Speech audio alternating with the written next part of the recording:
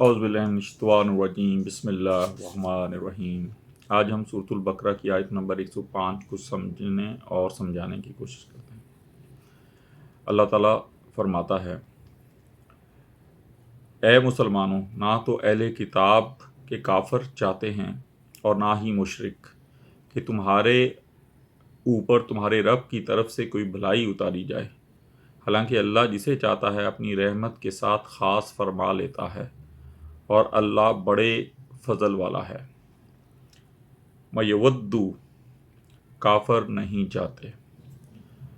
شان نزول، یہودیوں کی ایک جماعت مسلمانوں کے ساتھ دوستی اور خیر خواہی کا اظہار کرتی تھی۔ ان کی تکذیب میں یہ آیت نازل ہوئی اور مسلمانوں کو بتایا گیا کہ یہ کفار خیر خواہی کے دعوے میں جھوٹے ہیں، یعنی یہ کفار تمہارے دوست نہیں ہو سکتے، یہ نہیں چاہتے کہ رب تعالیٰ تم پر یعنی مسلمانوں پر کوئی بھلائی اتارے۔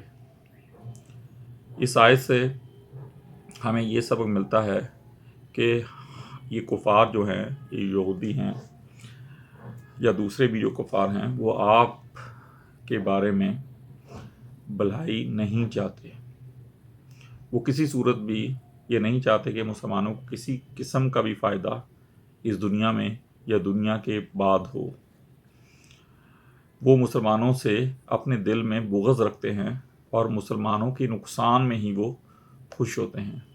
اللہ تعالی ہمیں قرآن سمجھنے اور سمجھانے کی توفیق عطا فرمائے۔ صدق اللہ العظیم۔